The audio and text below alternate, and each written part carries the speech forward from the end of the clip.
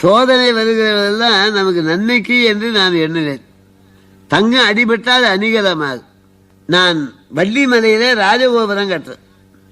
அதுக்கு அத்திவாரம் போறதுக்காக பல தகுதி உள்ளவர்கள்லாம் வரைச்சது. அப்போது சிதம்பரத்தில் முதல் நாள் எனக்கு சொற்பொழிவு.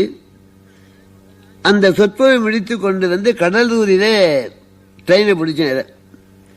அது 1.5 மணி நேரம் தாமசமாக விழுப்புரம் போச்சு. விழுப்புரம் வண்டி போயிடுது. நான் காட்பாடிக்கு போய் அந்த வள்ளிமலைக்கு வள்ளியம்மா அவதாரம் பண்ண இடம் வள்ளிமலை.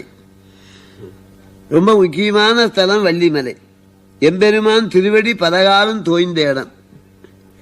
அப்ப இந்த வண்டி போறதுக்குள்ளாக அந்த வண்டி போயிடுது. எனக்கு சொல்ல முடியாத துன்பம்.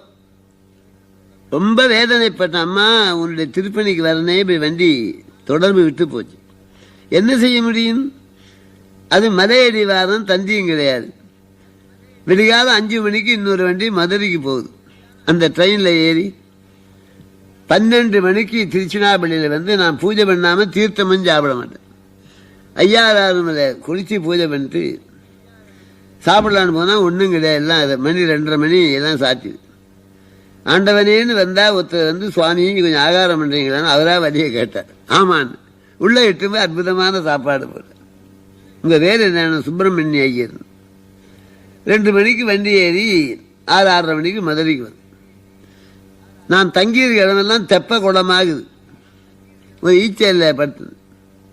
பொழுது விழிஞ்சு 7:15 மணிக்கு அரியலூரில் ட்ரெயின் விழுந்தது. 300 பேர் இறந்து போனாங்க.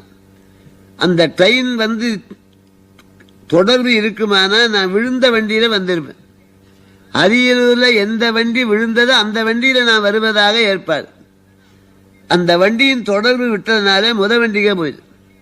அப்போது எனக்கு இந்த தன்மை தெரியல. அம்மா, எனக்கு நீ இந்த துன்பத்தை கொடுத்தியேன்னு அம்மாவை சலிச்சுக்கணும். அப்புறம் தான் அம்மாவுடைய பெருமை தெரியுது. நான் இந்த கொஞ்ச காலம் தொண்டு செய்ய வேண்டும் என்று ஆண்டவன் செய்த சோதனையிலே வருகிற